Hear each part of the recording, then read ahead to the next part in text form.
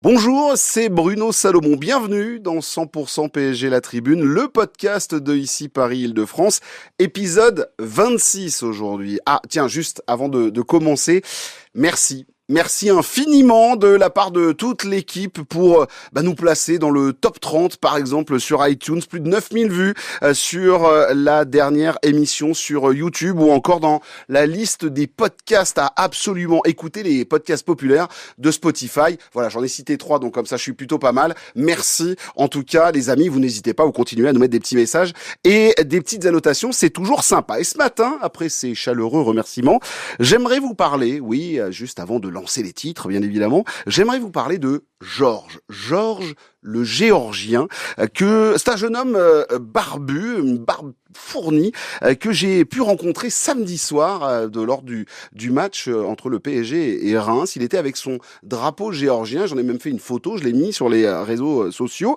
C'est un étudiant à Rennes, Georges le Géorgien, qui est venu spécialement pour voir Kvaratskhelia sur son premier match avec le Paris Saint-Germain. Il était heureux, fier, on a échangé. Alors, on a baragouiné entre un anglais assez moyen du côté du père Salomon et du côté de Georges, le français était aussi un peu moyen. Donc voilà, c'était un peu une rencontre en terre inconnue, mais on s'est dit toute la fierté, bien évidemment, de tout un pays qui était heureux, bien sûr, de voir son joueur, bien sûr, son Gvicha, porter le maillot du Paris Saint-Germain. Et à la sortie de ce match, j'ai repensé à Georges. Je me suis dit, Georges, il a raison, parce que je pense qu'il y aura une deuxième communauté qui va être très fière de voir Kvaratskhelia du côté du Paris Saint-Germain. C'est aussi la communauté du Paris Saint-Germain, parce que quand il touche le ballon, je sais pas, il y a un truc qui se passe. Il l'a dit, Luis Enrique, mais moi aussi je l'ai vu. On va d'ailleurs en parler. En tout cas, Georges, j'espère que t'es bien rentré. Georges le Géorgien, j'espère que tu vas revenir. Et j'ai même vu, autre que les drapeaux de la Corée du Sud, c'était les drapeaux de la Géorgie désormais dans le Parc des Princes, qui était plutôt assez sympa. Georges, je te salue, j'espère que tu regardes cette émission et que ça va passer en Géorgie aussi désormais pour apprendre un petit peu le français. Et je te promets que je m'améliorerai peut-être en anglais dans les prochains mois. Allez, sur ce, ici, c'est Paris. 100% PSG, la tribune.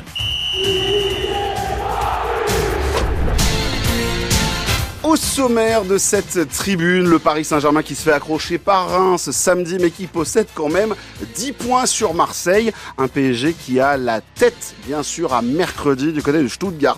On se fera quand même le j'aime pas du match de Reims parce qu'il y a pas mal de choses à souligner avant de se faire un décryptage aussi de la première de Kvara. Ouais, là je vais faire c'est bon, je l'ai déjà passé 2 fois avec le Paris Saint-Germain et puis on va prolonger bien sûr pour le PSG dans la Ligue des Champions avec gourmandise parce que mercredi, c'est Stuttgart. Est-ce qu'on doit calculer? Est-ce qu'on doit sortir la calculette? Bon, si tu fais un petit nul, tout le monde est content entre les deux équipes. Ou sinon, tu lâches les chevaux et tu tentes la victoire du côté du PSG. On va en parler. On va aussi parler composition d'équipe avec ce PSG qui va devoir composer justement sans Nuno Mendes, à qui on a envie de tirer les oreilles défensivement, plus pour son carton jaune qu'il a pris face à Manchester City, ce qui fait qu'il est absent pour la rencontre. Qui pour le remplacer? On va en parler avec les débatteurs de ça et du reste. On en parle dans 100% PSG La Tribune. C'est parti.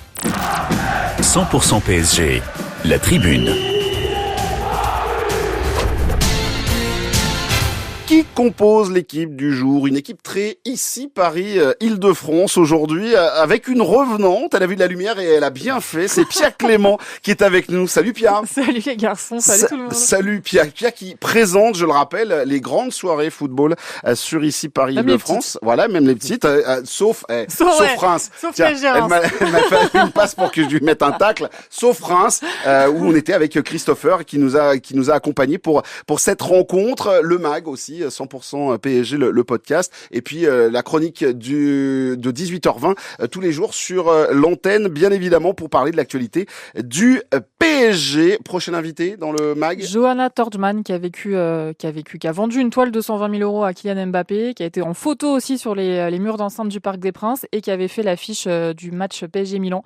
Elle viendra avec le fanion Voilà, avec sa peinture dessus. Et je vous invite à écouter aussi le podcast de la semaine dernière, du MAC de la semaine dernière, avec Lolo Fournier. C'était trop bien. Ouais, c'était Au très passage, il a posé sa candidature pour entraîner les filles. Je le dis comme ça. Je veux sortir la vidéo aujourd'hui. Voilà, sors là, ça sera bien. J'attendais que le 600 ça va de France soit passé. Ça va mettre une belle ambiance du côté des féminines que l'on salue.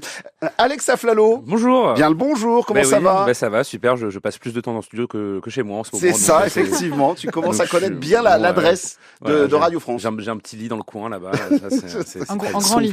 Un grand lit, t'es quand même costaud et grand quand même. Oui, un petit lit pour un grand monsieur. Voilà, c'est ça. Ça va, un petit lit pour un grand monsieur. Voilà, Alex qui, parfois, et qui l'a fait il y a une petite semaine et demie, remplace un certain Romain Bédou qui, lui, part 10 jours, mais pour la bonne cause, on le rappelle, pour suivre la tournée des Enfoirés et aller aider. Donc bravo monsieur. Bonjour Romain Bédou. Salut Bruno, salut à tous. Comment ça va? Ça va très bien, je suis content d'être là. Resto du Cœur? Comment? Ça s'est bien passé? Ouais, c'était très bien, c'est Super. très cool. Franchement, ça donne, c'est fait du bien de faire des bonnes choses. Eh ben, écoute, c'est bien que t'en fasses au Puis moins. en plus, ça fait couper avec le sport, donc c'est bien aussi. Ouais, je sais que tu suivais les matchs quand même. Attends. J'ai regardé Espali et Lens, mais sinon, alors que normalement, je regarde beaucoup d'autres matchs et j'ai pas regardé grand chose sinon. On va vous parler du match de Reims et aussi de Stuttgart. Vous inquiétez pas, on va pas revenir sur Espali, le billet 100% PSG. C'est avec toi tous les matins à 8h40 sur l'antenne d'ici Paris, Île-de-France. Les amis, on attaque, on rappelle, c'était le match de samedi, pas un match nul, un but partout, compliqué avec cette équipe de Reims, pas facile à manipuler, à manier. On a réussi pourtant à ouvrir le score. Dembélé qui ouvre la marque sur une passe de Gvara et ensuite derrière, eh bien, il y a eu cette contre-attaque, franchement, en transition ultra rapide. On s'est fait, prendre à ce piège-là, un but partout et Reims a tenu son score. Bravo à eux. Paris coincé face aux Rémois, mais ça on le sait, tous les ans face aux Champenois, c'est un peu la même chose. Sauf que, sans arbitre ou avec arbitre, c'est pareil pour les Marseillais. Le moment où ils peuvent essayer de nous rattraper, ils perdent face à Nice. Donc merci beaucoup. On se retrouve avec 10 points d'avance sur le Dauphin marseillais après 19 journées. Voilà pour la mise en place pour cette introduction, en tout cas, sur la Ligue 1. Les amis, on attaque avec le j'aime pas. Pia, on attaque avec ton j'aime sur cette rencontre. PSG Reims. Alors déjà, préambule, j'ai vu le match que hier soir. J'étais persuadée que j'allais voir un match chiant. Et en fait, j'ai vachement aimé ce match. C'est-à-dire que je me suis retrouvée à pousser des petits cris devant ma télé, alors que je savais qu'on allait finir sur un partout. Et en fait, il y a beaucoup de choses que j'ai aimées dans ce match, donc j'ai eu un peu de mal à choisir mon j'aime. J'ai finalement choisi l'animation offensive en deuxième période, parce que en conf, Luis Enrique, il avait eu cette phrase où il avait dit « j'ai 6 ou 7 attaquants, et en gros, ils peuvent tous jouer à peu près partout, et donc on a beaucoup d'options ». Il avait été interrogé sur le poste de Barcola et de Gvara, et en fait, c'est vraiment un truc qui est constant chez lui, c'est que quand il dit quelque chose, il le fait. Et déjà, c'est confortable mentalement pour nous, tous, pour les supporters, pour les suiveurs. Et là, on a vraiment vu en deuxième période concrètement ce que ça pouvait donner, puisque Barcola est passé à droite quand Dembélé est entré. Gvara a joué à 2 postes différents. Désiré Doué a aussi pas mal bougé. Et en fait, il n'y a pas eu beaucoup de buts inscrits. Il y a eu beaucoup d'occasions, en revanche, et beaucoup de choses qui m'ont donné beaucoup d'espoir pour l'avenir. Moi, j'ai vraiment aimé ce qu'ont proposé nos attaquants. Assez souvent, on avait le sentiment que c'était pas les attaquants qui faisaient le meilleur match au début de la saison. Là, pour moi, ça a été le cas et c'est eux qui ont fait le meilleur match et j'ai beaucoup aimé. Alex, cette animation offensive, ces solutions du côté du PSG, désormais, avec l'arrivée de notre attaquant géorgien, c'est clair qu'il a quand même une espèce de palette. Et alors, moment complètement lunaire, on a même vu Marco Asensio prendre des minutes de jeu. Mais c'est clair, le 7e attaquant. Bah oui, c'est ça. Qui l'eût cru? Bah oui, qui l'eût cru. Je pensais que c'était terminé pour lui. Non, oui, mais comme le disait Pierre, il y a un truc que j'ai toujours apprécié dans le PSG de Luis Enrique, c'est cette polyvalence un peu qu'il essaie de cultiver, le côté tous les joueurs ont certes des postes préférentiels, mais sont interchangeables les uns avec les autres et puis peuvent toujours permuter. Ça crée une forme d'imprévisibilité, quoi. Il y a un truc truc comme ça. Un confort pour l'adversaire en tout cas. Je crois en tout cas que c'est son ambition et puis de toute façon il s'en cache pas, hein, il l'a toujours dit, donc voilà, oui, effectivement ça s'est vu samedi soir. Malheureusement ça n'a pas été concrétisé par plus de buts, mais après voilà, c'est vrai que c'est un truc qui est plaisant dans ce PSG là. Et puis moi après je l'ai toujours dit, c'est-à-dire qu'il y a des matchs où ça passe pas et puis il y a des matchs où le PSG va marquer 4 buts et puis personne sera surpris parce qu'en fait c'est la même recette qui cette fois-ci fonctionne ou fait trembler les filets. Ouais, je crois qu'aussi Kevin Diouf a fait un très bon match samedi et puis voilà, il y a des matchs comme ça où malheureusement malgré l'animation tu marques pas beaucoup de buts, quoi. Ce qui est clair, c'est qu'on le souligne quand même, à chaque fois que le PSG se fait accrocher comme ça en match nul, tu peux ressortir le gardien de but adverse qui prend un 8 ou un 9 dans l'équipe. Ouais. On se rappelle encore du gardien auxerrois qui nous en avait sorti. Donovan Léon. Voilà, Donovan Léon, pardon, qui effectivement a fait un très très grand match. Mon Romain, ton j'aime pas. Mon j'aime pas. Moi, j'aime bien attaquer toujours, parce qu'il voilà. Surtout avec Romain. Surtout avec Romain. Il échoue quand il est de mauvaise humeur. non, mon j'aime pas, c'est sur ce genre de triangle des Bermudes qui est l'axe droit et le latéral droit remplaçant du Paris Saint-Germain. C'est-à-dire que quand Marquinhos et Hakimi ne sont pas là, ça bricole, surtout que maintenant Skriniar est parti. Skriniar, on lui a tapé dessus, mais il n'était pas si mauvais en Ligue 1 cette saison. Mais bon, voilà. Et donc là, avoir Beraldo gaucher, axe droit, et Warren Zaïre-Emery arrière droit, les deux ensemble, c'est compliqué. C'est très très compliqué, et je trouve qu'on ne parle pas assez du fait que c'est un besoin pour cette fin de mercato. Si on touche du bois, mais s'il arrive un truc à Hakimi, on est mal, hein. On est mal, on n'a pas de solution de repli. On pouvait avoir potentiellement Marquinhos qui joue arrière droit, mais ça veut dire qu'on n'a plus d'axe droit. Voilà, il faut un défenseur central droit, droitier qui peut jouer arrière droit également. Ça fait beaucoup de mots droit, mais j'ai l'impression que c'est ce qui nous manque véritablement. Et il faudrait que ça s'active un petit peu sur les derniers jours du mercato, parce que ouais, s'il y a un pépin, s'il y a une suspension, s'il y a une blessure de 2-3 matchs de suite, Yoram Zagué est pas encore assez prêt.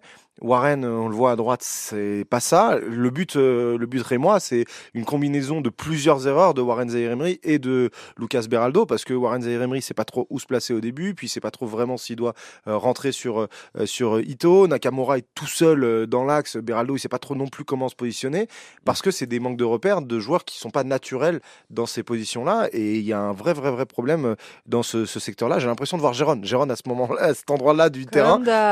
C'est un enfer. 10 minutes, il a tenu 10 minutes pour remplacer Jérôme. Jérôme a des problèmes du côté droit et on s'en fout. Mais non, mais c'est vrai en plus. Non, mais c'est vrai en plus, c'est très chiant. J'ai l'impression de voir 2 fois le même match à chaque fois par mais week-end. ça, mon pauvre ami, c'est relou, choisir ses combats. Est-ce qu'il faut absolument recruter à droite, Pia? Est-ce qu'il y a urgence? On en avait parlé dans la tribune la semaine dernière, mais effectivement, c'est vrai que à nouveau, c'est criant quand tu mets Hakimi au frigo, parce que c'est ce qui s'est passé. Hein. On les a, ce qui est plutôt une bonne idée. Mais c'est normal. Il y a pas de Marquinhos et Hakimi, mais il n'y a pas de solution. On joue tous les 3 jours depuis 2 semaines, et si on se qualifie en Ligue des Champions, c'est encore le cas pendant 1 mois. Donc c'est normal qu'il y ait des. On va pas gagner tous les matchs, et c'est normal qu'on laisse se reposer des mecs. Mais il faut qu'il y ait quelque chose derrière, quoi. Hakimi, pour moi, c'est vraiment le pilier central de l'équipe. Voilà. Tout l'intérêt tactique de l'équipe, la vraie particularité tactique de cette équipe, elle repose sur la façon dont Hakimi va se déplacer sur le terrain, et sur le fait qu'il est à la fois latéral et milieu, en fait, et attaquant. Donc voilà. Et on a une qualité à droite qui est fantastique quand ils sont tous là, mais c'est vrai, c'est complètement vrai, mais c'est vrai aussi au poste de latéral gauche qu'on n'a pas vraiment d'alternative. Qui soit suffisamment forte. Et sur le latéral gauche, on a le même problème. On n'aura pas Nuno Mendes à Stuttgart. T'as Lucas Hernandez qui est pas mal, mais c'est pas le même niveau. Ne pars pas sur le débat que on a sorti sur le latéral gauche. Mais effectivement, vous inquiétez pas, on va se poser la question de savoir qui mettre à gauche. Mais là, j'ai un peu les fouettes, parce que j'ai 2-3 souvenirs de latéraux tentés par Luis Enrique, et c'était pas non plus tout le temps la panacée. On va y revenir, bien évidemment. Alex. Oui. Avec toi. Bonjour. Bonjour, merci d'être là. Ravi d'être là également. Merci, voilà. Et de faire le déplacement très régulièrement dans cette émission. Chocolat, effectivement, il vient avec pain au raisin et tout. Maintenant, voilà, c'est ça. Il vient avec les pain. Lui, il boit du détox, tu vois, il est là en train de, il te fait voir qu'il fait attention à lui. Et toi, il te fait grossir. Je me suis servi dans les viennoiseries aussi, donc voilà. Alex, avec toi, ton j'aime. Mon j'aime, c'était que je me souvienne. Oui, pardon. Toutes les semaines le même problème. C'est pas, je ne me souviens jamais, mais j'aime pas. J'ai beaucoup aimé. En plus, j'ai vraiment la page internet qui est ouverte. Enfin bref, pardon. J'ai aimé que Dembélé marque à nouveau en but, et globalement, j'aime ce joueur cette saison. Enfin, on va dire, c'est un bon point pour toute son œuvre, dans la mesure où on sent qu'il a déjà qu'il est plus décisif. C'est quand même assez agréable, parce que il a ce côté un peu plus tueur devant le but. Il a quand même réglé, je pense, 2 ou 3 problèmes de finition, et je pense que tout le monde peut le dire. Il y a une action en première période où il fait un espèce de sprint, il va claquer une frappe du gauche qui est cadrée. Pareil, Diouf fait un très bon arrêt. Ça, c'est ce genre de frappe. Il les envoyait à 34 mètres au-dessus du but l'année dernière. Donc voilà, il a un peu ajusté ses Binocles. ses binocles. Merci Pia. Il a un peu ajusté ses binocles. Il a ajusté son pied gauche et c'est quand même hyper plaisant. Et en fait, surtout, il y a ce truc de Enfin, en fait, voilà, c'est toujours les chiffres qui sont plus importants dans le foot. Et c'est vrai qu'avoir un Dembélé qui a été décisif 20 fois en 25 matchs cette saison, et ben en fait, ça le pose, mine de rien, comme encore plus un cadre de cette équipe, alors qu'il l'était déjà par l'influence qu'il avait dans le jeu. Mais ses buts et ses passes décisives-là, vraiment, le posent encore plus. Et voilà, et le voir décisif et le voir endosser ce rôle de leader, pour moi, je trouve que c'est hyper important. Malgré ce je t'aime moi non plus entre Luis Enrique et Ousmane Dembélé, est-ce qu'on peut parler d'un garçon taille patron? Moi, je sais pas, quand je le vois rentrer Manchester City, tu sens qu'il y a toute une équipe qui va le suivre et qui se met un peu à sa disposition, mais qui va suivre le rythme que lui impose Ousmane Dembélé. Là, sur le match aussi, deuxième mi-temps, c'est allez, j'en ai marre, on se met un peu au boulot. Est-ce que il n'est pas en train de grandir un peu Moi, j'ai l'impression que, alors oui, il est peut-être en train de grandir, mais j'ai l'impression que c'est principalement dû justement à la gestion de Luis Enrique. Il y a deux choses. Effectivement, il l'a concerné mentalement en le traitant comme tous les autres joueurs. Et donc, c'est-à-dire que tu fais un écart, t'es suspendu, et donc là-dessus, ça te concerne ton joueur qui, Dembélé, les échos qu'on a eu, c'est qu'il avait plutôt bien réagi à ça et qu'il avait pas mal pris, il s'était pas braqué quand il avait été notamment mis de côté contre Arsenal. Et moi, je trouve que le positionnement que Luis Enrique lui donne sur le terrain, notamment quand il le met dans l'axe, fait que la lucidité de Dembélé devant le but est bien plus accrue. Quand Dembélé doit faire des courses de 40 mètres parce qu'il doit créer des différences et qu'il doit être à la finition derrière, bah forcément ça termine un peu plus au-dessus. Je te donne un exemple, le but qu'il met contre Manchester City sur la passe en retrait de Barcola, si il a joué 60 minutes avant à droite, je suis prêt à parier qu'il te la met au-dessus. Là, il venait de rentrer, il est beaucoup plus lucide, beaucoup moins fatigué.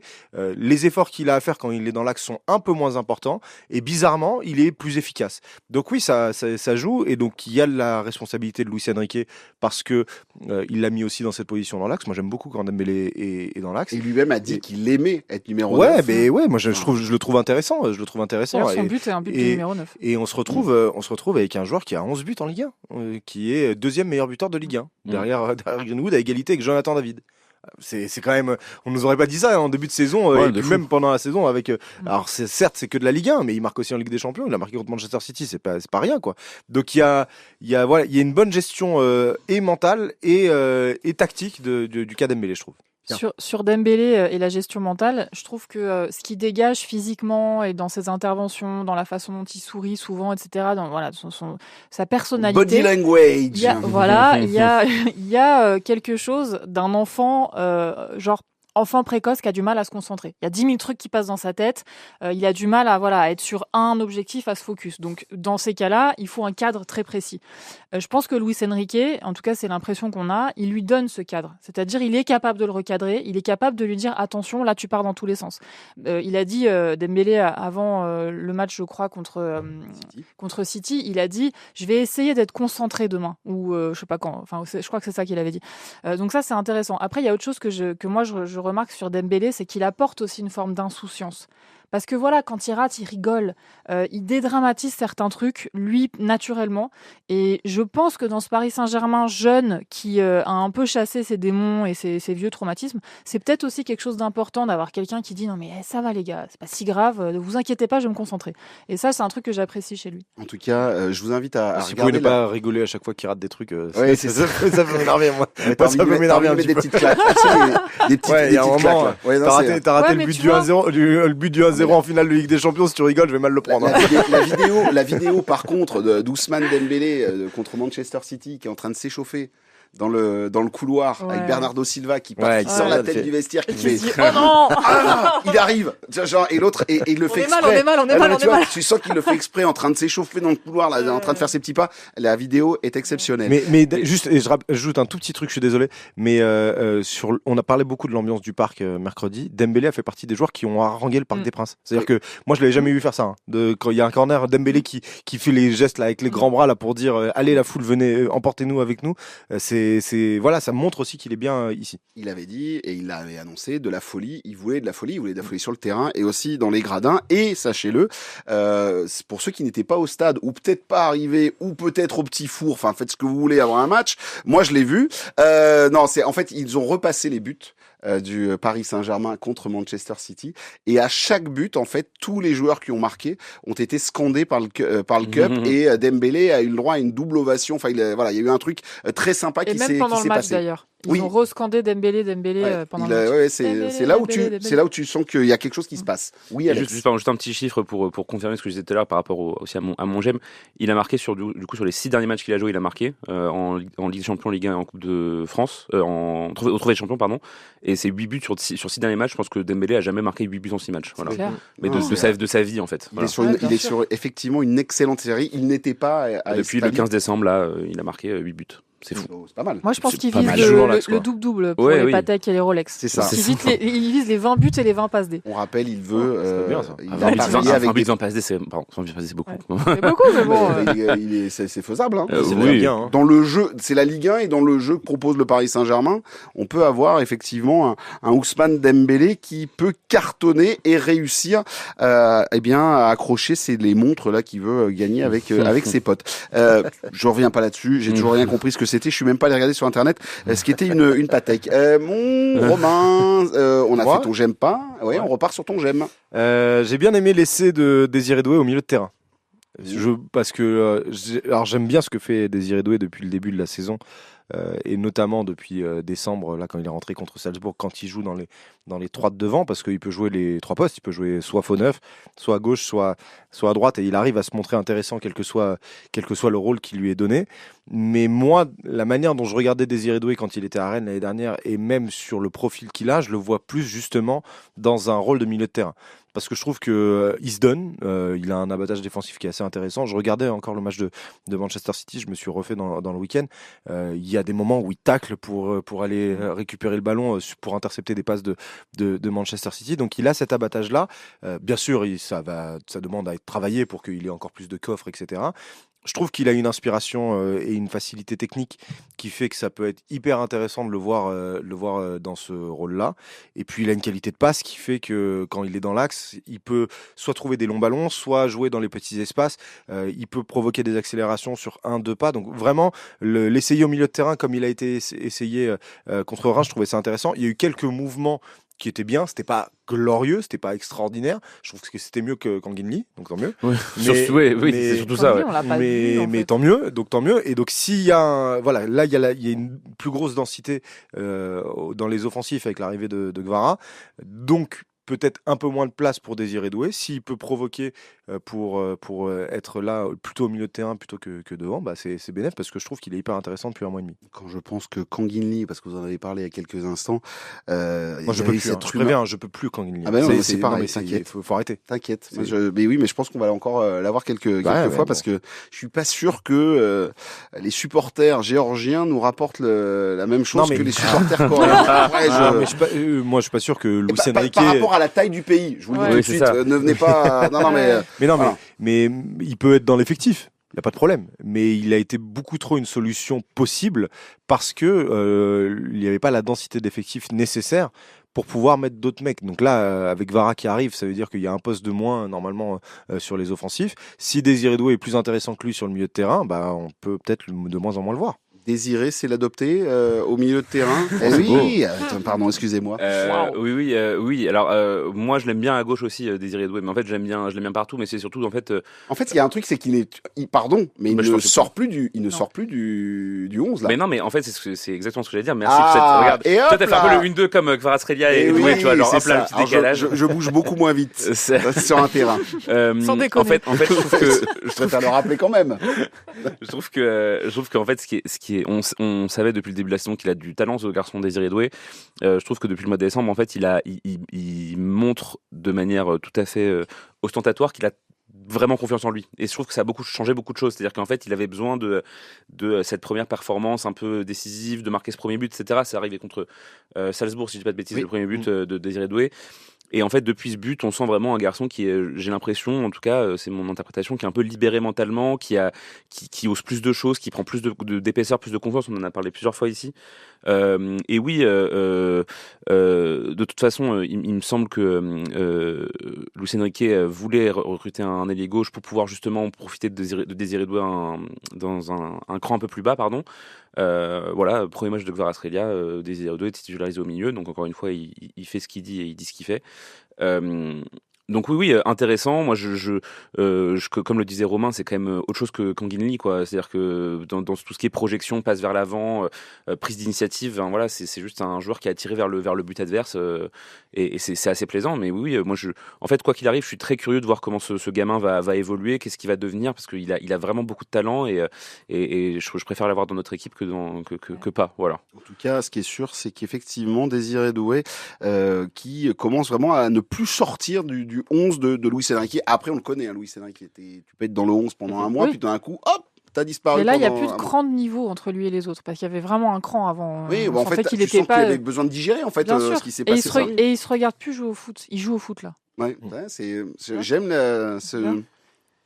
Mais d'ailleurs, dans toutes les zones mixtes qu'il avait sur le début de saison, on lui disait, est-ce que t'es pas frustré de voir un peu moins, parce que il venait souvent en zone mixte, il parle bien, Désiré Doué, donc pour les gens de la com du PSG, c'est bien d'envoyer des mecs qui parlent bien. Ouais, mais il fait penser Et- à Mbappé quand il parle. Moi, quand il parle, j'éteins le son. Il a l'air Ça m'énerve trop. formaté. Et tout. mais il était vraiment hyper sincère là-dessus en disant que bah oui, non, mais attends, déjà ce que je joue sur le début de saison, c'est déjà bien. Je suis déjà content, j'ai du temps de jeu, peu importe le poste, etc. Il Oui, était nous- vraiment dans la bonne démarche. Ça, Bon. n'oublions pas que c'est un gamin de 19 ans qui joue au Paris Saint-Germain, quoi. Je veux dire, c'est pas donné à tout le monde, et tout le monde ne peut pas avoir cette épaisseur-là au PSG à 19 ans. Surtout en sortant un match comme celui de samedi, parce que franchement, son match, il est très costaud, quoi. Ouais. samedi. Très Et on costaud. rappelle que sa première mi-temps face à Manchester City est aussi intéressante. c'est Elle très n'est bonne. pas mauvaise dans un autre poste. Bref, Ouais. en tout cas, bravo à Désiré Doué, vous l'avez compris. C'est un j'aime franc et massif de toute l'équipe autour de la table. Pia, avec toi, Pardon pour le micro, Paola, désolé. Qui réalise cette émission, je viens de mettre un coup de stylo dedans. Avec toi, ton j'aime pas. Alors, mon j'aime pas, c'est parce qu'il y a un joueur qui me rend un peu schizo dans cette équipe. C'est-à-dire que il fait pas vraiment des mauvais matchs, mais il est énervant. C'est Fabian Ruiz. Je suis ressortie du match de samedi en me disant, mais c'est pas possible, il arrive pas à se mettre au diapason des autres. Sur le début du match, il est tellement lent sur ses gestes. Il y a un mec qui passe devant lui avec le ballon, t'as l'impression qu'il comprend 10 secondes après que le mec vient de passer. Enfin, il y a vraiment visuellement un truc qui s'imprime dans ta rétine de lenteur et de décision qui arrive trop tard. Après, quand tu regardes ses stats à la fin du match et globalement, quand tu te dis, mais en fait, à partir de, on va dire, la 15e ou 20e minute, il a plus perdu aucun ballon, il a eu 95% de passes réussies, il a tenté 3 passes pour casser des lignes, il les a toutes réussies. En fait, c'est quand même hyper propre. Il y a quand même quelque chose de quelqu'un qui comprend vraiment le football et qui a une vraie vision du jeu. Mais son démarrage au diesel est vraiment agaçant. Donc, je le fracasse pas, mais il y a un truc qui m'énerve. Voilà. Je te rassure, hein, pour ceux tu suis, puisqu'on fait les matchs ensemble, tu connais mon avis sur Fabian Ruiz. Moi, je Ouais. ne peux plus. T'es Ouais, mais toi président aussi, du t'es fan club, schizo, toi parce qu'au début, t'avais la Mais tasse. oui, mais j'avais Et la en fait, c'est tasse, un j'avais joueur le qui est t-shirt, perturbant. I love Fabian. Il est perturbant, ce joueur, parce qu'à la fois, il fait des trucs géniaux. Moi, il y a des matchs où je me dis, mais il est trop fort, ce gars. Et en même temps, il est hyper énervant sur Alors, certains les trucs. matchs où je ressors en me disant Fabien Ruiz, il est trop fort ce gars, Ouais, il mais doit y en parce que- avoir un, quoi. Non, Vraiment. non, moi, il y en le a match eu de plus Lille, que ça. le match à Lille, Coupe de France finale où il Ouais, est l'année dernière, il était bon. quand Monaco, il est l'année oui, dernière. Le Le 5-2 contre Monaco. milieu offensif. Oui, Tu vois, oui. entre les lignes. Mais il y a eu un Ah ouais. PSG Lyon Exceptionnel. aussi Ouais. l'année dernière où il était très bon. Un PSG Lyon la saison dernière, il était Ouais, très bah, bon. il Quand fait le match à FSL. franchement, c'est le meilleur footballeur qui fait des exters dans cette équipe. Il fait des exters sur des passes de 40 mètres de long. Franchement, c'est trop beau à regarder. En tout cas, Mais bon. il y a un homme dans ce studio qui tente de rentrer dans la tête de Luis Enrique. Mmh. Et je suis persuadé, Romain Bédouc, que tu dois te dire, bon alors, si il prend Fabian Ruiz, c'est qu'il y a quelque chose qui lui convient. Mais moi, ce que je vois, c'est que c'est un mec qui freine le jeu, qui joue tout en arrière. Il- Effectivement, quand il fait 3 passes en avant, ça fait des trucs, mais il faut attendre Ouais. 12 plombes pour qu'il se passe quelque Alors chose. effectivement, il comprend le jeu, mais lentement. Donc c'est vrai. Il Pas comprend au il début du comprend match. vite, il comprend vite, mais il faut l'expliquer longtemps, quoi. Voilà, c'est ça.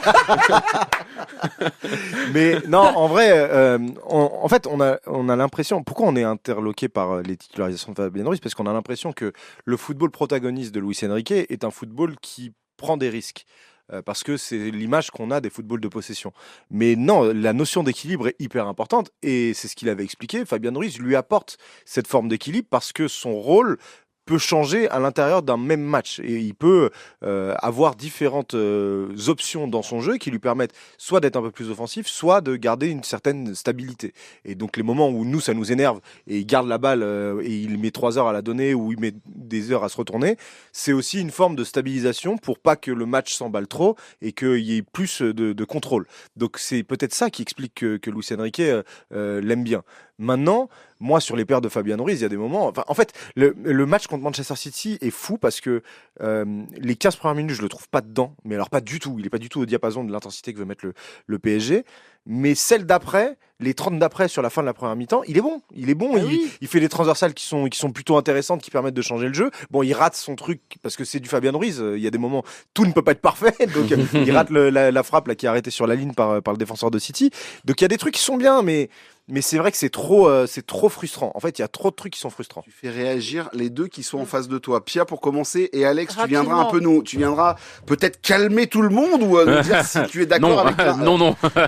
Rapidement, jeudi dernier, donc on était au lendemain du match contre City, on était avec Laurent Fournier donc pour le podcast Le Mag et je le lance sur Joao Neves en lui disant toi qui étais milieu défensif en plus, qu'est-ce que t'as pensé du match incroyable des Joao Neves et tout. Et là Laurent Fournier me dit ouais super Joao Neves, mais moi j'aimerais parler de Fabian Ruiz. Alors là, on se regarde tous en mode mais non, va pas nous casser l'ambiance. Et en fait, il nous dit moi j'aimerais que les gens comprennent que quand t'as Joao Neves, Vitinha et Warren Zaïre au milieu, t'as 3 profils qui sont assez proches, c'est-à-dire des joueurs de percussion qui vont aller beaucoup vers l'avant, voilà. Et il nous dit moi je comprends que Luis Enrique décide de mettre un joueur qui a un profil complètement différent, plutôt d'orientation du jeu, plus calme dans ce milieu-là, pour justement créer un équilibre. Donc ça rejoint ce que tu disais Bruno, donc je voulais juste vous apporter cette science de Laurent Fournier qui était quand même intéressant. Après, il a validé le fait que Joao Neves était exceptionnel, on est revenu dessus quand même, mais voilà, il a quand même dit ça sur Fabian Ruiz. Lors du match face à Lens, je m'excuse auprès de Fabian Ruiz, mais quand il marque son but, je te jure, tu peux demander à Pia, je dis il est nul tout le match. C'est vrai. Tu venais j'ai écouté. de le déchirer juste avant. À l'image du PSG, en vrai, complètement, c'est nul tout le match. C'était terrible. Pardon. Ouais. Mais même samedi, parce que samedi, je regardais pas le match en direct, je vous ai d'abord écouté à la radio, notamment la première mi-temps. Il y a des premières passes qui ratent, tu le traites de mollusque. Aïe. Non, mais ça- Bah, c'est vrai, il a pas le droit, à un truc, le Mais pauvre. c'est énervant en fait. Lui et Kanginli, en fait, on leur passe Ouais, plus c'est rien. frustrant, c'est Mais frustrant. Kanguini, il a moins Et de Nuno moments. Mendes qui va rentrer dans cette catégorie dans quelques jours s'il Ah, mais continue il fait à... des trucs au moins, il fait des trucs. Ah au moins. ouais, mais c'est défensivement, merci. Hein. Après, défensivement, on n'a pas parlé, mais il fait un super sauvetage en première mi-temps. Hein, Ouais, contre City, hein. super, Je ça trouvais que son frappe. match Non, mais était vraiment. plus consistant. Alex. Pardon. Bonsoir. Bonsoir. Je merci peux d'être en avec placer nous. une, Ça ou va, pas ça va, Alex? T'es bien, toi? T'as Non. 3 bouffeurs de micro, donc Bah il faut oui. t'imposer. Ah, Hein. Allez, hein. Milieu percussion. Moi, je voulais juste rebondir sur un truc qu'a dit Romain tout à l'heure, sur le côté très lent, très temporisateur du jeu, etc., que ça venait apporter quelque chose à Luis Enrique. Moi, je lui trouverais ça comme une vertu à Fabian Ruiz, s'il avait un mode rapide aussi. Mais le fait est qu'il n'a pas de mode rapide, quoi. C'est-à-dire qu'il y a des joueurs qui étaient tout à fait capables de temporiser, de ralentir, de gérer leur rythme par rapport aux besoins de l'équipe, etc. Fabian Ruiz, c'est un peu genre bon, on va avoir besoin d'un mec lent, on va mettre le mec lent, quoi. Et c'est marrant, la dernière fois quand Baptiste Durieux, notre camarade, était venu, il avait dit un truc qui, moi, je trouve résume bien Fabian Ruiz. Il manque un peu de calcium, quoi. À un moment donné, il est tout le temps de tension, quoi. Mais il a l'air de vraiment être Mais Enrique compatible alors, à mort. certes, mais en fait, moi j'ai l'impression surtout que je vois pas les meilleurs aspects de Fabian Ruiz au Paris Saint-Germain, mais c'est toujours le même débat. C'est-à-dire que moi, quand je le vois avec l'Espagne, qui t'envoie des courses vers l'avant, qui t'envoie des appels dans les espaces, des trucs, des frappes de loin, je dis, mais c'est un super joueur. On ferait qu'on signe au Parce que Paris ça joue Saint-Germain. pas de la même manière. Non, mais je sais, mais si tu veux, enfin. En fait, c'est un peu comme Kanguini, c'est-à-dire qu'il montre jamais les trucs un peu osés, un peu Si, un des peu fois, qui il pourrait- lance. qui pourrait Mais parce faire. qu'ils sont- ça veut dire quoi ça veut dire que c'est Luis Enrique qui brille. Vous êtes Mais je pense qu'il on lui est en demande- train de faire 7 minutes sur Fabian Ruiz. sur Mais non, Fabian mais Ruiz, quand c'est même. hyper Et intéressant. C'est hyper intéressant. Parce Et que moi, parce que je vous l'annonce, à Manchester, à Stuttgart, on l'a sur le terrain notre Fabian bah, pour être oui, devant en la plus, défense. bon, hein. on va pas spoiler sur le. Enfin, moi, je vais pas spoiler sur sur le ce que je dis. latéral gauche, Voilà, attends voilà. 2 secondes. Mais en fait, ce que tu dis sur Fabian Ruiz, son mode lent, effectivement, il a son mode lent quand il est pas dans les 30 derniers mètres adverses. Ouais.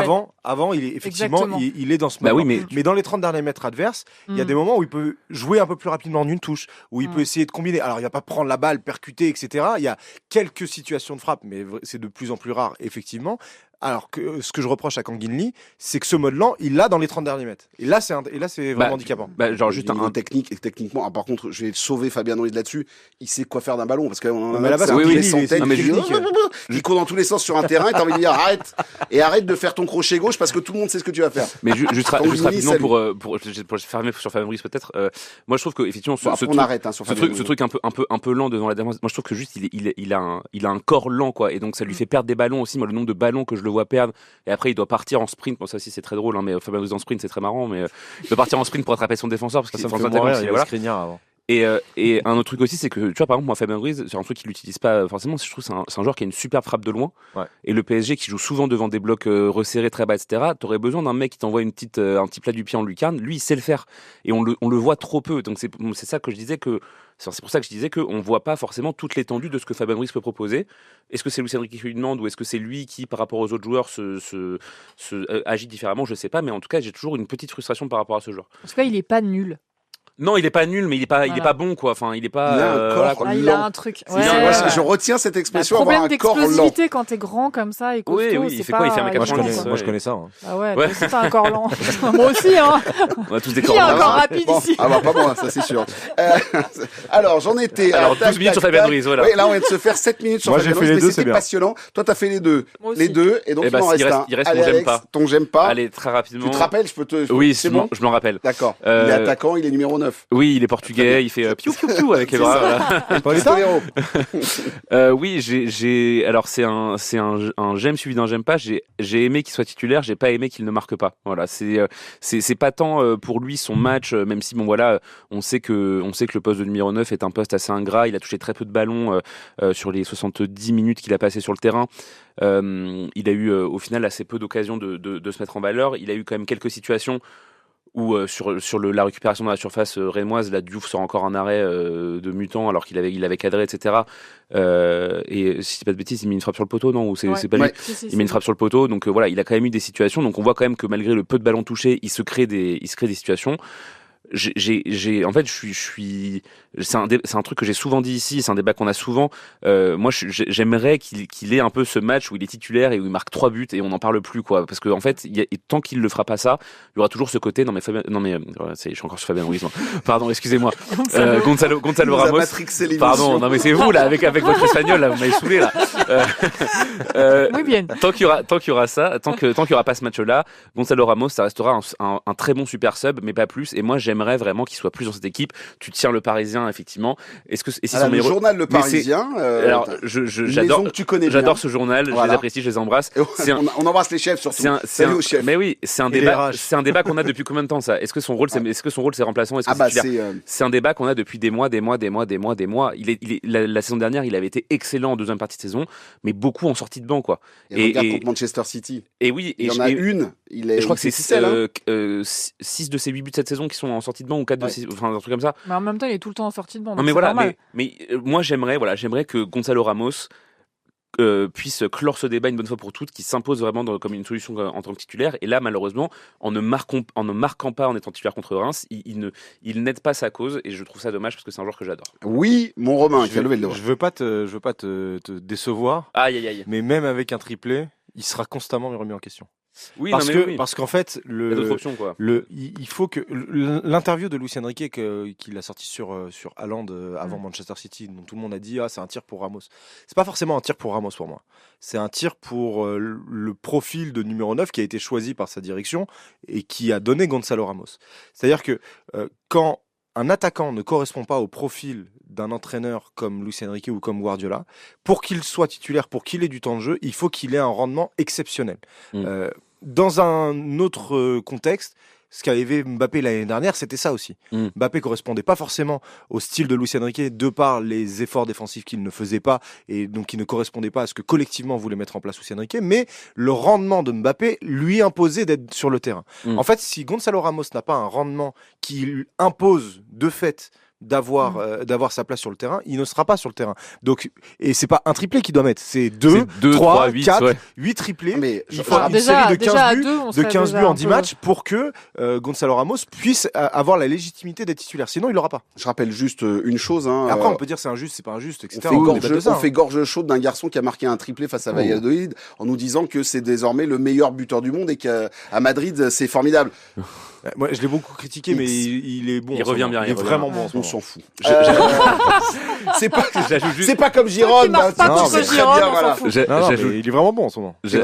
Pour parler d'un joueur qui joue au Paris Saint-Germain, j'ajoute juste un petit truc du coup sur Ramos. Moi, c'est vrai qu'il y a quand même une réflexion aussi que je me fais de plus en plus souvent par rapport à ça, mais même en général. Aujourd'hui, avec le nombre de matchs que les équipes ont et surtout que le PSG a, je sais pas si on est encore sur des dynamiques de titulaires, de remplaçants, de 11 de départ et de vraiment de super sub. Il va vraiment y avoir des trucs de les mecs qui commencent les matchs, les mecs qui finissent les matchs, les mecs qui sont bons au début, les mecs qui sont bons à la fin, les mecs qui ont tant de minutes, les mecs qui ont tant de minutes. Et je pense qu'en fait Ramos, pour l'instant, il a ce côté 30 minutes en fin de match, il vient apporter un truc différent quand les défenses sont fatiguées. Je pense qu'il faut aussi est-ce qu'il faut genre nous changer de façon de réfléchir par rapport au poste, par rapport au temps de jeu, ou est-ce qu'il faut que lui il ait ce truc où il s'impose comme un titulaire dans le sens consensuel du terme. Ça c'est un débat qu'il faut avoir encore. Je suis persuadé que un joueur comme Kvaratskhelia, dont on va parler dans quelques pas mal, hein. J'y arrive Pas mal. T'inquiète, tu sais, faut le placer dans un commentaire là, dans un commentaire commentaire sportif un peu rapide. Si j'ai commencé à le tenter, ça commence à devenir que les gens ils disent non mais ça va, vous avez qu'à juste vous entraîner. Mais moi à chaque fois j'ai envie de leur dire mais t'es pas Bruno Salomon. Si j'ai un jour t'étais au poste de Bruno Salomon et que tu devais sortir son nom à un moment où t'es tout excité, où tu t'attendais pas au but, bah t'es mal. C'est ça sera Kvara au départ. Ouais, je pense. On va se faire. Faut tirer à 2 points avant de tenter de tirer à 3 points comme Wemby au niveau du sponsor. J'ai pas compris ce que c'était le truc parce qu'il y en a qui. C'était bien le. Ouais, c'était bien le NBA Paris Game. Ouais, c'était sympa. Pourquoi ? Non, c'était juste il a mis un panier de loin. À 3 points de très loin là. Oui, c'est vrai. Voilà. Du parking. Du parking, très bien. Excusez-nous, on est parti un petit peu de travers et justement en fait, je pense qu'avec un garçon comme lui, Ramos sera mieux servi avec Kvara, il sera mieux servi et ça s'est vu dans le jeu, il y avait pas il y avait de la connexion, ils ont tenté de se trouver. Voilà. Parce qu'il a l'habitude aussi de jouer avec un point d'ancrage. C'est-à-dire qu'il a joué quand même avec Osimhen et Lukaku qui sont qui sont pas les pires neufs qu'on a vus dans l'histoire, quoi. Voilà. Donc je pense qu'avec un garçon comme ça, un garçon comme Ramos, ça peut être intéressant. Plus de ballons. Ça peut être intéressant. C'est un avis tout à fait personnel. Et justement, on parlait de Kvara. C'est enfin le décryptage de son premier match avec 80 minutes pour le Géorgien, présenté par notre copain Grégoire Godefroy, qui anime tous les matins 6h-9h sur notre antenne. C'est le speaker désormais du Paris Saint-Germain. Enfin, c'est au jour le jour, le Paris Saint-Germain est rempli, mais c'est super pour lui. Et c'est lui qui a donc fait Kvaratskhelia. Et c'est lui qui en plus lui il dit juste Gvicha et puis c'est tout le public qui doit dire Kvaratskhelia. Mais d'ailleurs bravo au parc parce que j'ai bien tendu l'oreille, je me suis dit punaise, ils se sont tous entraînés. C'est ça, ils étaient prêts, ils étaient chauds bouillants effectivement pour tenter le Kvaratskhelia. Moi j'étais pas là samedi soir au parc et j'étais curieux de savoir comment le Parc des Princes allait. Ça s'est bien passé. Kvaratskhelia. En fait ils l'ont chanté, ils l'ont scandé. Le Cup l'a scandé pendant un petit moment avant match. Ça entraîne tout le monde, ça. Non, ça, oui, franchement, c'était plutôt pas mal. On a le temps de faire juste un minuscule point prononciation. Parce qu'il y a des gens qui ont décidé de dire le c'est lui. C'est Alexa Flamand. Mais moi, je suis désolée, quand on a un joueur, admettons un joueur dont le prénom c'est Mohamed. Bon, on prononce à la française, on dit pas Mohamed, alors qu'en vrai c'est ça. Donc pourquoi on se compliquerait la vie à dire alors que c'est pas un son français. Kvaratskhelia, ça passe. Tu peux dire Kvaratskhelia, oui. Lui, il le dit des fois, même lui. Et juste un autre truc, j'ai parlé avec Vincent Duluc vendredi dernier à la chaîne L'Équipe. Moi, je suis complètement d'accord avec. Mais c'est plus facile. Elle a tellement raison. Je pense mais même parce que le problème, c'est que c'est pareil dans son prénom. Moi, tu me fais dire Gvicha, Kvaratskhelia, les gars, on va jamais s'en sortir. Et sur le prénom, au journal L'Équipe, ils ont décidé, c'est les correcteurs du journal, ils ont décidé d'ajouter un T avant le tcha. Gvicha. Et donc aujourd'hui à L'Équipe, ça s'écrit avec un T, voilà. Mais donc, alors déjà... il faut savoir que pour tous les noms et patronymes d'Europe de l'Est, L'Équipe francise tout. Mais ça, je crois que c'est le seul journal qui fait ça. Mais pareil, Golovin avec un E, etc. Enfin, il y a parce que c'est une tradition. Alexandre Golovin, etc. Enfin, c'est vraiment il franchise tout.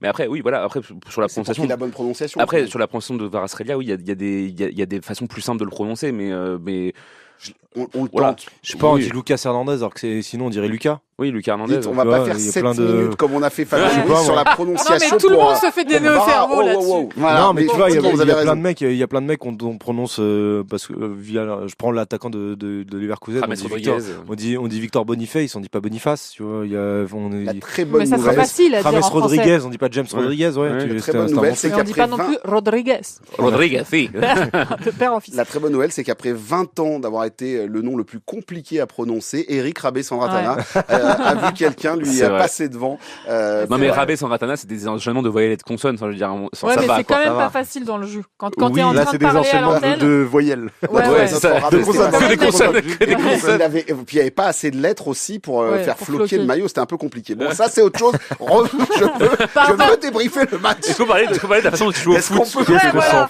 s'en fout de PSG, hein. est-ce qu'on peut, oui, mais est-ce qu'on C'est peut fou, parler de hein. Kvara justement et de ce match de notre Géorgien désormais préféré? C'est le premier, donc on va en profiter bien évidemment du côté du Paris Saint-Germain. Qu'avez-vous pensé de cette prestation de Kvara? J'attaque avec toi, Alex. Ouais, c'est adorable. Tu voulais que ce soit toi? Oui, Ouais, non, bah très oui, bien. bien sûr, bien sûr. tout à 5 fait. et 5,5. Dans la presse, c'était la note. où Non. Si, c'était une moyenne. Si, bah non, mais je trouve que ça, je trouve que ça. l'équipe ouais, je trouve que c'est normal, moi. Non, parce l'équipe qu'il a, parisienne. ouais, il a démarré un peu emprunté, mais en même temps, ça faisait un petit moment qu'il n'avait pas joué. Je pense qu'il Un devait mois. aussi, voilà, un mois qu'il n'avait pas joué. Je pense qu'il devait aussi se remettre un peu dans le bain. Que tout Kvaratskhelia qu'il est, il y a quand même un truc où voilà, quand t'as pas joué depuis un mois, que t'arrives dans une nouvelle équipe et que 7 jours après ou 6 jours après tu joues, bon bah il faut te mettre au rythme, quoi.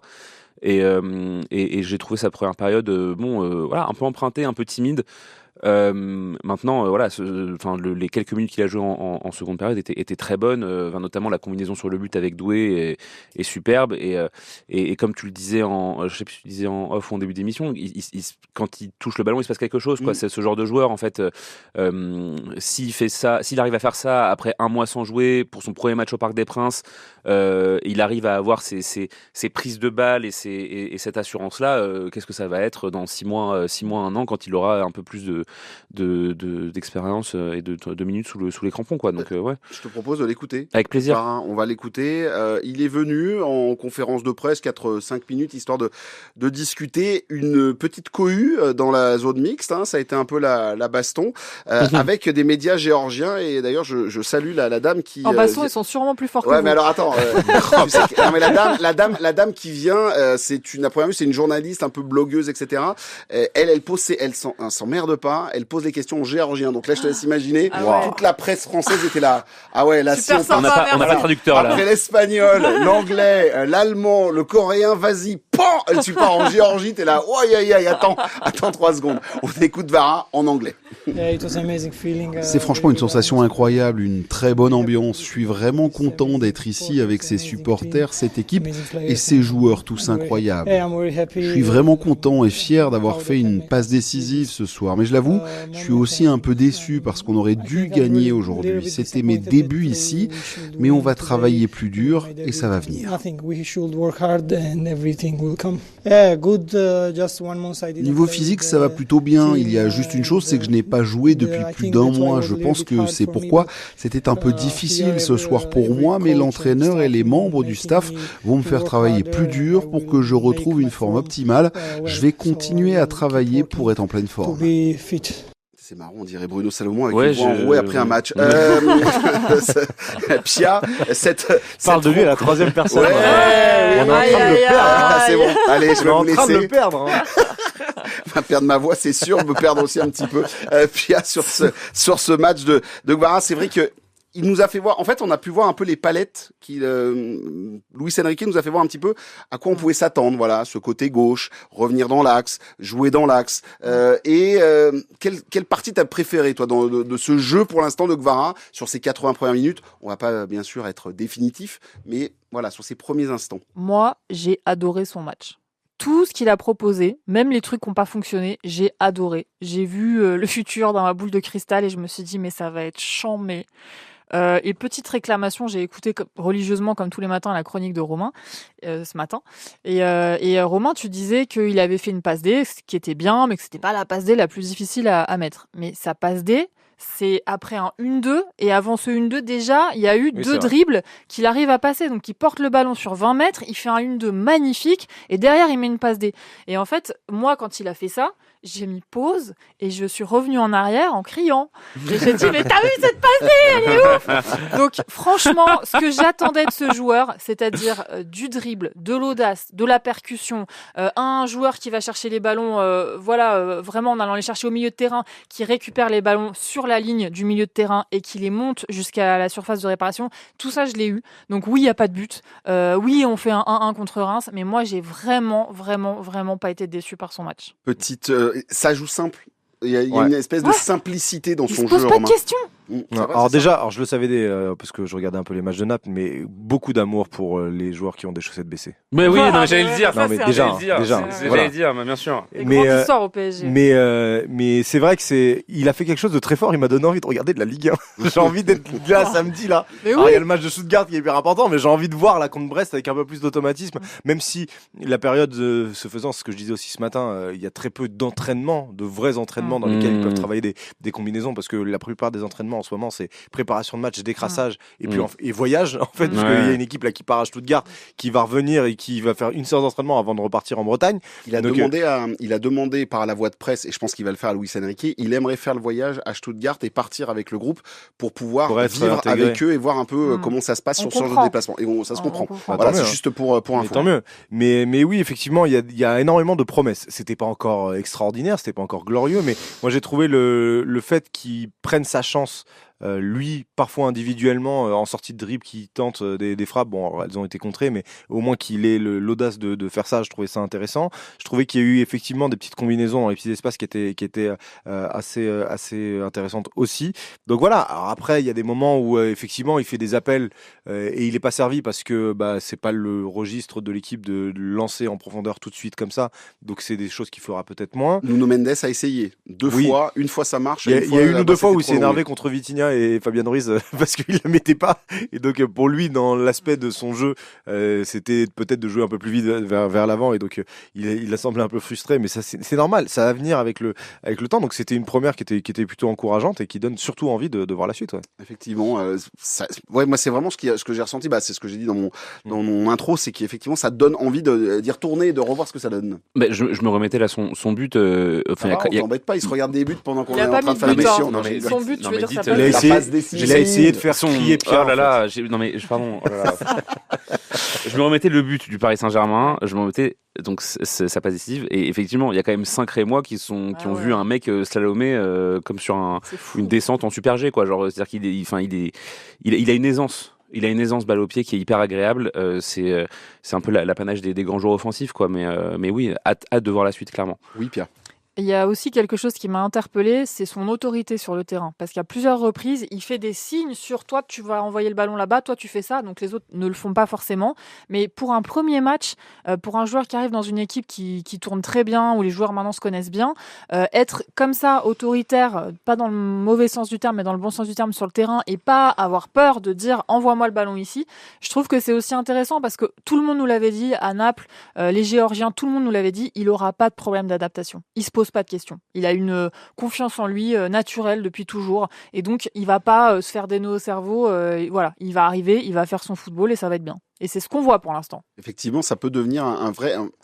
Il y a le caractère aussi pour Romain. C'est peut-être ce qui manque un peu aussi à nos attaquants. Ils sont gentils. Donc là, on en a un qui sera un peu moins gentil. C'est vrai. Mais le fait que ça soit une star dans son pays, le fait qu'il soit un peu, qu'il ait aussi eu plusieurs expériences dès sa jeunesse. Il est jeune, mais il a déjà eu de multitudes d'aventures, que ce soit en Russie, le fait qu'il soit revenu en Géorgie, la saison à Naples, où je pense qu'à Naples, en termes de ferveur et de caractère, t'as besoin de t'affirmer un petit peu, parce que c'est une ville un peu de fou furieux quand même.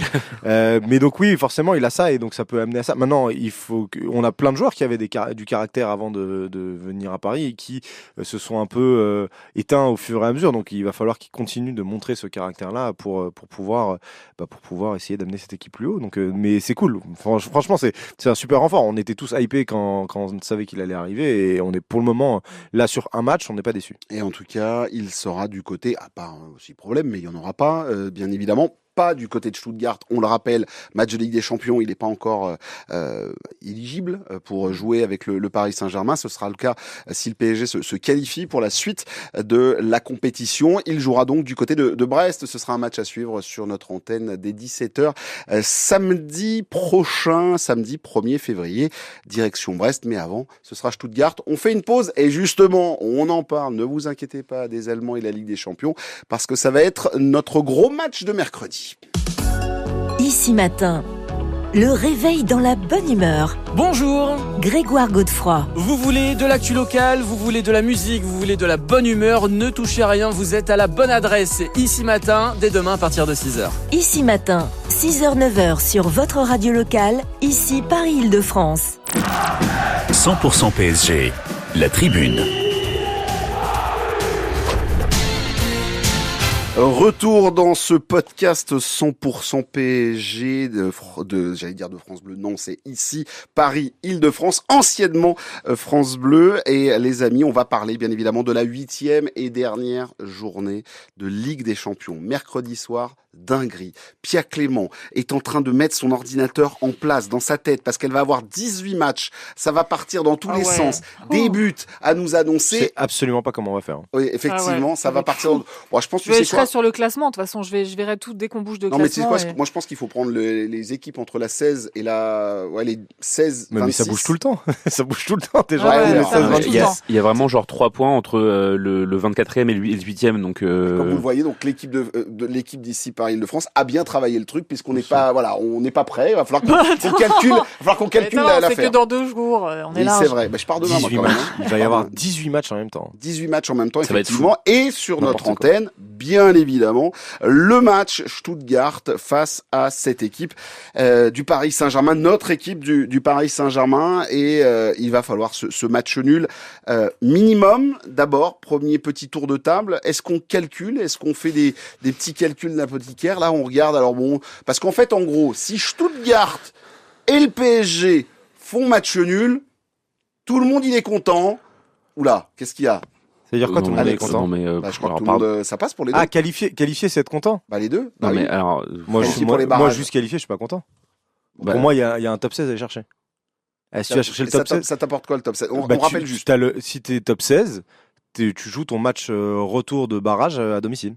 Donc, il y a un truc à aller chercher. Très important. Déjà ça. Et puis surtout, calculer d'un match nul à Stuttgart pour être qualifié, mais c'est un truc de loser, quoi. Mais ça suffit, là. Excuse-moi, Bruno, tu sais que je t'adore, mais. Salut. Enfin, en fait, bon, allez, allez, t'es ciao. Merci, maintenant, allez, ciao, merci. Ah là. Sérieusement. Non mais, c'est pas une mentalité qu'on veut avoir pour une équipe qui déjà devait prétendre au top 8, en fait. C'est-à-dire que moi, en fait, en fait, quand je regarde le classement, je me dis, le PSG, factuellement, n'est qu'à 3 points de Monaco, Lille et Brest, qui apparemment ont fait la campagne du siècle, alors que le PSG était au fond du trou, machin. Le PSG, à un moment donné, il faut pas compter les points, faire des petits calculs, faut y aller, faut les broyer, quoi. C'est pas possible. C'est-à-dire que le PSG doit se rassurer par rapport à son début de campagne qui était pas bon. 2, a un message à envoyer quand même au reste de l'Europe pour dire ok, on a mal démarré, mais là on revient fort. Et puis, c'est Stuttgart, faut gagner, point. Alors, il y a pas de débat. Tu peux aller là, franchement, tu vas chercher les 13 points.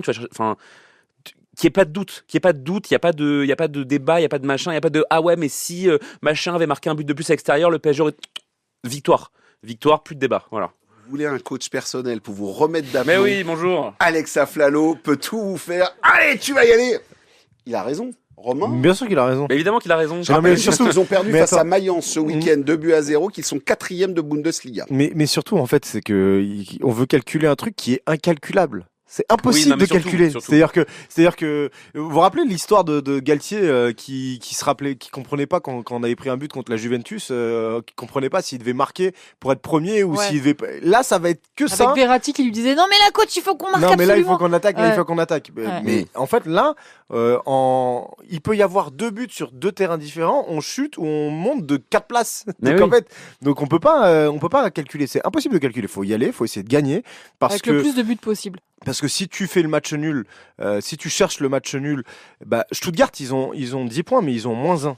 Ils ont moins 1 de différence de but. Donc ça veut dire que, imaginons que Manchester City, qui est 25e, donc premier non qualifié, ils ont 8 points. S'ils gagnent, et que Stuttgart fait match nul, Stuttgart peut descendre à la différence de but avec 11 points. Donc le match nul, ça les assure pas du tout, c'est pas sûr du tout que ça leur suffise. Donc en plus avec leur différence de but, ils vont tenter de marquer. Si on est à un partout à la 90e et qu'il y a Stuttgart qui met le feu parce qu'ils sont peut-être éliminés, on peut être le dindon de la farce. Donc non, il faut essayer de gagner du début à la fin et il faut essayer de prendre les 3 points, quoi. Petite anecdote qui est ramenée et expliquée dans le journal L'équipe sur l'équipe.fr par Alexis Menuge, le correspondant allemand de l'équipe.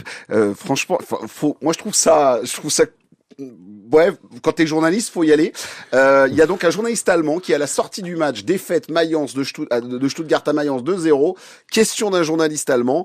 Les deux clubs vont-ils s'entendre pour se partager les points et donc pour se mettre d'accord sur la rencontre? Ils ont demandé ça au directeur du football, Fabian Wolfgemüth, je ne sais pas comment on le dit. Alors, je le salue. Oui, les Georgiens et les Allemands, même combat pour toi. Hein. Ouais, j'ai jamais été très bon à l'école en langue. Voilà. Même tu peux demander à Pia. Ouais, tu peux demander à Pia, c'est quelquefois un peu pénible pour elle. Ça lui irrite les oreilles. Non, mais faudra dire aux camarades allemands que ça a un nom, ça s'appelle la corruption. Voilà, mais ça c'est un. Poser cette question-là. Non, mais c'est lunaire. On est en Italie là ou quoi? C'est quoi cette histoire là? C'est ouf. Bah, je salue les Italiens. Bien évidemment, on va avoir des gros problèmes. En tout cas, c'était.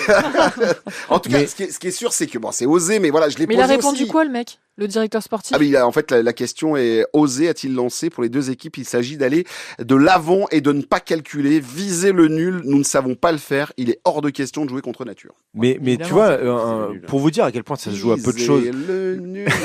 Pardon, le quatrième but de Gonzalo Ramos. Le 4e but de Gonzalo Ramos face à City, il nous fait prendre une place. En fait, il nous fait prendre une place face au Sporting parce que le Sporting avait la même différence de but que nous, mais plus de buts marqués. Prendre une place, ça a l'air de rien comme ça et on se dit ça joue à peu de choses. Mais si, parce que prendre une place, c'est-à-dire que c'est une équipe de plus qui doit faire un meilleur résultat que nous pour pouvoir nous passer devant. Soit en l'emportant avec une meilleure différence de but, soit en faisant un meilleur résultat si on gagne pas. Donc chaque but va être important et il faut y aller à fond. Et moi, là encore, je le dis, j'ai pas toutes les affiches en tête pour savoir si toutes les équipes peuvent perdre des points, si elles en perdent, c'est-à-dire qu'il y en a d'autres qui en prennent, etc. Mais s'il y a des places à aller chercher un retour, un barrage retour à domicile, bah ouais, pourquoi pas, allons-y quoi. Sachez qu'à Paris, on n'en parle pas de ça, de calculer, on nous explique. Mais non, mais c'est impossible à calculer. Ça n'existe pas, vraiment, ça n'existe pas. C'est impossible à calculer. Ça n'existe pas, mais même le côté, mais si on fait nul et que Zagreb, il gagne que par 6 buts ça n'existe pas en vrai. Dans la tête des équipes qui jouent la Coupe d'Europe, ça n'existe pas. Mais oui, mais en fait, franchement, le meilleur moyen de pas te remettre dans tes calculs, c'est de prendre 3 points en fait. Ça, c'est sûr, ça, le meilleur calcul, c'est 3 points. Voilà. Donc ça, voilà. Il y a pas de, il y a pas d'autre. Et beaucoup de buts marqués. Ça, à la rigueur. De toute façon, se poser cette question, sachant que le coach de l'équipe, c'est Luis Enrique, déjà, c'est. Bon, après, il avait un peu calculé l'année dernière à Dortmund. Tu sais, il y avait Mbappé je parle en poule, quand Mbappé lui avait reproché de pas jouer l'attaque sur les dernières minutes parce que le score sur le score sur Milan Newcastle nous a arrangé. Ce qu'on s'était dit en voyant ce match, je me souviens très bien, on s'était dit on a enfin un grand coach parce que il sait ce que c'est que la Ligue des Champions et il sait comment faire pour la gagner. Là, il y avait un vrai risque si on se prenait un but ce jour-là. Donc il avait un peu fermé les écoutilles. Donc on comprend Mbappé qui a envie de marquer des buts, mais moi je me souviens très bien de comment on avait réagi à ce moment-là. Là, on est sur complètement autre chose. Il a vraiment raison. Enfin, vous avez tous raison, quoi. On est tous d'accord de toute façon. À quel moment tu peux dire que les supporters qui ont tout donné contre City au parc vont être contents s'ils voient leur équipe jouer à moitié? Surtout qu'en plus, inimaginable. Une chose, c'est que si tu veux faire passer un signe, là je me retourne vers toi, mais si tu veux faire passer un signe à l'Europe, tu tapes Manchester City. Sûr. Ah oui, un petit message. Voilà, petit message. Le petit Manchester City qui tape Chelsea, qui tourne plutôt pas trop mal en première ligue. Est-ce que c'est petit pour tout le monde ou on fait quoi dans le calcul là, ceux qui nous ont allumés en disant qu'on avait tapé un petit Manchester City? Laisse-les, c'est des gens qui sont en Ligue des Champions, ça m'énerve. Savent pas ce que c'est. C'est vrai. Ils sont tapés à Nice hier. Non mais c'est en plus tu dois doubler l'affaire. Si tu fais un peu de la merde, mais contre Stuttgart, ce que tu as fait contre Manchester City est un peu annihilé, non? C'est un peu ça le faut enfoncer le clou en fait. Faut enfoncer le clou. Faut que tout le monde comprenne que voilà, le Paris Saint-Germain d'aujourd'hui, du mois de janvier et du mois de février 2025, c'est pas le même Paris Saint-Germain qu'il y a 2 mois en Ligue des Champions, enfin qu'il y a 3 mois, et que ça y est, l'équipe elle tourne. On a des certitudes dans certains domaines, ça veut pas dire qu'on est certain de gagner, mais voilà, dans la façon dont fonctionne l'équipe, les joueurs ont avalé, ont digéré ce que Luis Enrique leur demandait sur le plan tactique, et maintenant il faut appliquer les choses, il faut être tranquille dans sa tête, il faut être audacieux, et ça peut vraiment fonctionner. Donc tout le monde est tranquille autour du PSG. Moi personnellement, depuis que je suis le PSG de façon professionnelle, j'ai jamais été ne serait-ce que proche d'un tel état d'esprit autour du club. C'est impressionnant la sérénité qu'on a cette année, tous, on fait pas de cauchemars, on n'est pas stressé, on s'énerve pas, non mais sans déconner, enfin pardon, je dis des gros mots, mais c'est hallucinant quand tu parles avec alors t'as ceux qui travaillent, par exemple les gens du PSG qui travaillent pour la section féminine ne sont pas dans le même état d'esprit, mais ceux qui travaillent pour l'équipe première, ils passent une très bonne saison, comme nous. En tout cas, juste rappeler que cette équipe de Stuttgart, elle sait pas faire des matchs nuls cette saison, puisqu'elle en a fait un seul en Ligue des Champions. C'est 3 victoires, 1 nul et 3 défaites pour les Allemands. Et elle prend beaucoup de buts. Elle a mis 36 buts en Bundesliga, elle en a pris 28. C'est énorme. Et idem, je crois, je suis en train de regarder sur mon petit tableau. Effectivement, elle en marque 12 et elle en a encaissé 13 pour cette équipe du VfB Stuttgart. Les amis, en Ligue des Champions, on passe à la compo parce qu'il y a un petit problème. Nuno Mendes, qui, on l'a bien compris, il va falloir régler l'histoire du contrat parce que sinon il va nous faire des dingueries et un peu des petites folies sur toute la saison. Il faut le remplacer. On va le mettre de côté, Nuno Mendes. Il faut désormais le remplacer et on va se poser la question. C'est d'ailleurs le journal de l'équipe ce matin qui se pose la question de savoir qui à gauche pour remplacer Nuno Mendes sur cette rencontre. Je fais un petit tour de table et je veux en savoir un petit peu plus parce que il y a 5 solutions. Il y en a une qui me paraît la plus logique mais qui n'a pas été testée ou très peu sur cette saison, c'est Lucas Hernandez, mais il y a aussi du Joao Neves, mais il y a aussi du Yoram Zaïe. On peut y aller comme ça, je peux vous en faire, oui. J'en ai un qui secoue la tête. Et du Beraldo aussi. Non, mais pour moi, c'est une évidence, Lucas Hernandez. Mais Mais pourquoi ? Parce que c'est un poste où il s'est joué déjà. Premièrement, c'est un poste où il s'est joué, c'est un poste où il a été formé, c'est un poste dans lequel il a de l'expérience. Voilà. De tous les joueurs que tu as cités, c'est genre objectivement le meilleur joueur de football. Je crois qu'on est tous d'accord là-dessus, de loin. Joao Neves est un grand joueur de football. Mais on parle de joueurs qui sont à un stade complètement différent de leur développement. Joao Neves, c'est un bon joueur, c'est un bon milieu de terrain. Mais enfin, voilà. Bref. Et d'un point de vue strictement tactique, on commence à savoir ce que Luis Enrique fait avec ses défenseurs. Il aime bien avoir soit le latéral, soit le milieu qui fait ce troisième défenseur pour avoir une défense à 3 en phase offensive. Enfin, excusez-moi, il me semble que Lucas Hernandez est parfaitement adapté à ce rôle-là.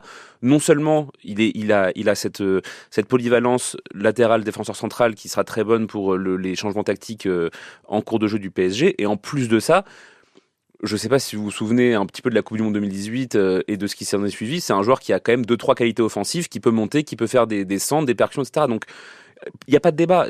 Lucas Hernandez fait quoi ? Ça fait 1 mois et demi qu'il est revenu à la compétition. Il fait que 60 minutes. Voilà. Non, mais il est en timing. En fait, c'est ça le problème. C'est que tout ce que tu dis là est juste pour le Lucas Hernandez d'il y a 1 an et demi. Pour le Lucas Hernandez et encore il y a 1 an et demi, je te dirais même avant ses premiers croisés. Moi, là, depuis son retour, je le trouve pas, et c'est normal, je le trouve pas extraordinaire. Mais il est pas mauvais non plus, hein. Il est pas mauvais non plus, mais l'intensité qu'il peut y avoir en Ligue 1, il y a quelques moments où il est quand même un petit peu dépassé, et je suis pas sûr qu'il soit prêt pour être titulaire sur un match de Ligue des Champions. Donc moi, je partirais sur Joao Neves. Bah ouais, mais je suis désolé. Mais il y a un problème. Moi, Lucas Hernandez au poste d'arrière gauche, parce que la plupart des matchs aussi qu'il a démarré sont des postes en défense centrale. Revenir 2 fois décroisé, c'est une prouesse incroyable de revenir vite, comme Lucas Hernandez le fait, mais retrouver ton niveau athlétique, ton explosivité, je pense, alors déjà l'explosivité, je pense qu'il ne la retrouvera pas, parce que 2 fois les croisés, c'est très très très compliqué de pouvoir le revenir. Le principal exemple, on l'a eu à Paris. Juan Bernat, le joueur qu'il était, après ses croisés, il n'est jamais revenu il a fait croiser, mais il a fait une grave infection aussi. Oui, mais ça découle de ça. Et donc... ouais, je suis pas serein à l'idée de me mettre Lucas Hernandez arrière gauche au 29 janvier 2025. Tu me dis ça avant oui, il y avait pas de souci, mais par rapport à sa blessure, ce qu'il a montré depuis le retour de sa blessure, je suis pas certain que ça soit la meilleure solution. Alors après, João Neves à gauche, c'est pas le joueur que je préfère à gauche, mais c'est la moins mauvaise solution en l'état au 29 janvier 2025. Et je le préfère au milieu de terrain, hein, mais là, j'ai pas mieux. Moi. On rappelle que Lucas Beraldo peut aussi jouer. Ok, très bien. Yoram Zaïe aussi et Warren Zaïre-Emery aussi. Ok, très bien. Pia, elle a fait une descente de rideau, c'est-à-dire elle a fait. Moi, pareil, João Neves, parce que João Neves. Mais il vous rassure, vous, Lucas là, Lucas, intensité Ligue des Champions, match fou, ambiance de dingue, etc. Ça vous rassure? Là, à l'heure actuelle. Moi, je pense qu'il est capable. On dit pas que c'est aussi bien que Nuno Mendes. Non, mais la question n'est même pas là. C'est vraiment, moi, de ce qu'il montre lui-même, sans le comparer à Nuno ou etc. Ouais, mais si tu retires João Neves du milieu de terrain, t'as aussi un mouvement de Tetris qui me rassure pas non plus, en fait. Et puis, en fait, on a des milieux, notamment João Neves, qui, s'il joue, on va dire, numéro 8 sur le côté gauche, peut aussi pallier certaines choses que peut-être Lucas Hernandez ne peut plus faire, parce que João Neves, il sera là aussi, tu vois, on a des ailiers de très grande qualité à gauche, il sera pas tout seul dans son couloir, Lucas Hernandez. Donc moi, je suis complètement d'accord avec Alex, pour moi, c'est une évidence, et même quand on a appris que Nuno Mendes était suspendu, c'est-à-dire quand il a eu son jaune, je me suis dit mince, on n'a personne pour le remplacer, ça va être la galère et tout. Et tout d'un coup, il a popé dans ma tête et je me suis dit ah mais si, il y a Lucas Hernandez qui est revenu. Et pour moi, il y avait même plus de sujet en fait. Et après, j'ai vu dans la presse, etc., que le sujet en fait se posait. Donc je me suis dit ah bon, mais pour moi, c'était juste une évidence que c'est Lucas Hernandez. Et juste pour souligner un truc, il y a un truc qu'on peut pas enlever à Lucas Hernandez.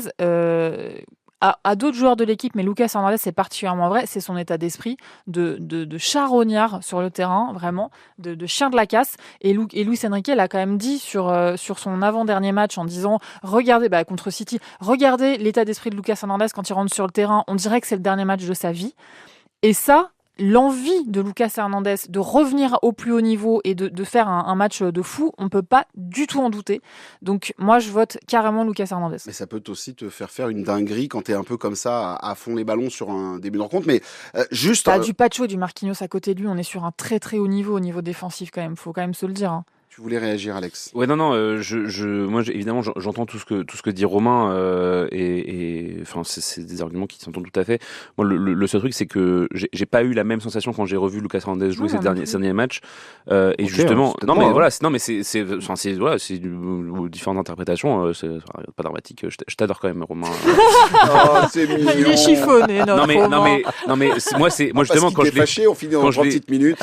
Non, mais moi, en fait, quand je l'ai revu jouer Lucas Hernandez avec le PSG, je me suis dit il nous avait manqué quand même.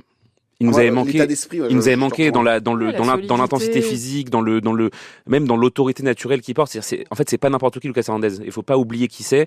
Et je pense que dans son processus de retour, même si c'est peut-être un peu tôt, si c'était le match contre City, le dernier match, j'aurais dit jouons la safe, mettons João Neves ou mettons Beraldo ou autre, mettons un mec qui a les cannes pour jouer, etc. Là, c'est Stuttgart, même si c'est le dernier match, on sait qu'il y a quand même une bonne chance et de gagner et de se qualifier. Enfin, c'est là. Si les 45 premières minutes, on voit qu'il est trop juste, tu peux toujours faire un changement. Mais moi, je pense que dans son processus de retour, il va avoir besoin aussi de ce truc de se réinstaller comme taulier sur un gros match comme ça. Romain, on a 45 secondes avant de se quitter. Je voudrais juste ton 11 de départ et ça réagit peut-être juste en face. Dans la cage d'Idjo. Donnarumma, Hakimi, Marquinhos, Pacho, João Neves. Vitinha, Fabian, Warren, Barcola, Dembélé, Doué. D'accord. Voilà.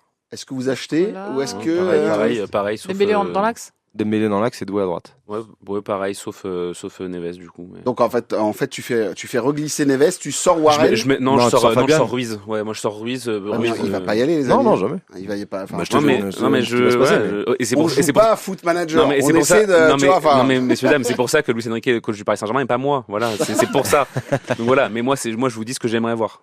Ouais, c'est De toute façon, c'est comme d'hab. On sait très bien qu'on a tous à peu près une compo en tête et ce sera jamais celle qui sortira de toute façon avec Luis Enrique. Donc, ça va être intéressant. Moi, là où je me pose le plus de questions, c'est sur la ligne d'attaque. J'ai hâte de voir qui va mettre à quel poste parce qu'on a tellement vu les attaquants changer de poste et il y en a tellement qui sont quand même en forme en ce moment que j'ai hâte de voir, voilà, justement, s'il va mettre Dembélé dans l'axe ou s'il va le laisser à droite. Si Désiré Doué, il va pas le mettre peut-être en milieu offensif, c'est possible aussi. Imagine, il met Joao Neves en bas, comme tu le souhaites, en défenseur, en latéral gauche. Bah, il peut aussi mettre Désiré Doué en milieu offensif. Et il met Kanguinli devant ? Non, il met pas Kanguinli, pourquoi ? Mais il met qui alors ? Bah, il met Ramos. Ouais. Tu vois ? Je pense pas. Je pense que Ramos. Oui, ça, on aimerait, mais on sait que non. Genre. Je pense que Kanguinli a plus de crédit malheureusement que Ramos dans le cœur et dans son activité sur un terrain par rapport à Luis Enrique. Les amis, juste vous rappeler une chose. Ici, c'est Paris, ça déjà, première chose. Et deuxième chose, pour cette tribune 100% PSG, je vous rappelle que ce match Stuttgart face au Paris Saint-Germain, c'est à suivre mercredi avec une émission spéciale 20h, 23h30 avec Pia Clément, Eric Rabessandra Tana et puis des invités aussi pour cette soirée. Il est temps de siffler la fin de la récré. Voilà 100% PSG, la tribune, le podcast d'ici Paris Île-de-France, c'est terminé pour aujourd'hui. Merci à Romain, merci à Pia, merci à Alex pour cet excellent moment. Merci à Paola qui réalisait ce podcast. On se retrouve pour le débrief, bien évidemment. Retour de Stuttgart, 14h, enregistrement 15h30. Je peux pas faire mieux pour revenir et pour qu'on se fasse ce podcast, bien évidemment. On se retrouve donc jeudi pour la prochaine émission. N'hésitez pas, les likes, les pouces, les étoiles, tout ce que vous voulez, les petits commentaires, bien évidemment. Revenir sur ce débat passionnant de 7 minutes sur Fabian Ruiz et de nous dire ce que vous en pensez, mais aussi sur ce qu'on vient de dire sur... Non mais c'est génial, je trouve ça génial. C'est pour ça que j'aime présenter cette émission et c'est pour ça que je vous aime les amis. C'est qu'on peut partir sur ce genre de moment et bien évidemment passer un bon moment et avoir des très bons arguments pour défendre un peu Fabian et pour le déboîter un petit peu parce que quand même, il mérite quelques petites claques derrière la tête. Merci à toutes et à tous de nous avoir suivis. Il est temps de débrancher ce podcast.